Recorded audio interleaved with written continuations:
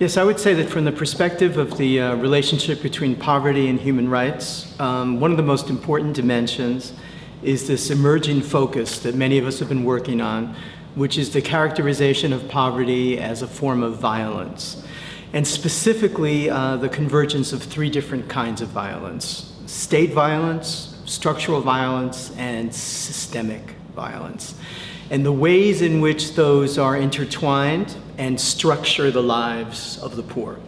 I think this is something that we eventually see reflected in some of the components of both, of course, the Millennium Development Goals and now the proposed Sustainable Development Goals. And definitely this is the emphasis of the UN guiding principles on extreme poverty and human rights that were adopted in December 2012, which I think are an important step forward in this debate. But what we still don't have are the strategies, I think, and maybe the kinds of reflections we need that combine sectors in the academic world with sectors in the arena of social movements to address strategies together.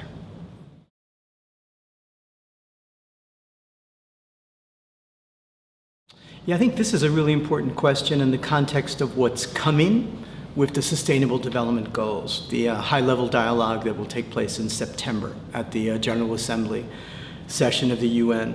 Because I think, although the goals are very ambitious and they have very interesting components, the 17 goals that have been proposed and the various different steps, targets, and so on, I think there's not a sufficient emphasis on the fact that in each of those goals, what we're talking about are rights. It's not just a matter of policies, not just a matter of strategies and programs, et cetera, it's rights.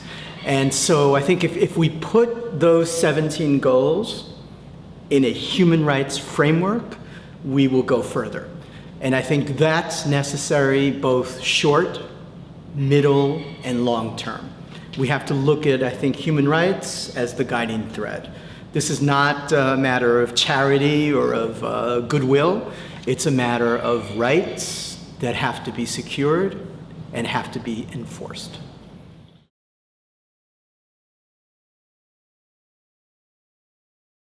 I think if we think back to the Millennium Development Goals and we think about what were the lessons of the MDGs, and we look now at what's coming with the Sustainable Development Goals, I think one thing we see is that there's a very important impact in terms of discourse, in terms of the frameworks within which poverty is discussed, poverty and human rights is connected, the policies of international financial institutions are addressed, like the World Bank or the WTO or the IMF, et cetera, the regional trade organizations. But what I don't see yet, what I don't think we have yet, is a coherent structure of analysis that ties all of this together. I think still we're looking at fragments, and I think one of the dangers of expanding the number of goals from the MDGs to the SDGs, now with 17, is that we'll have further fragmentation.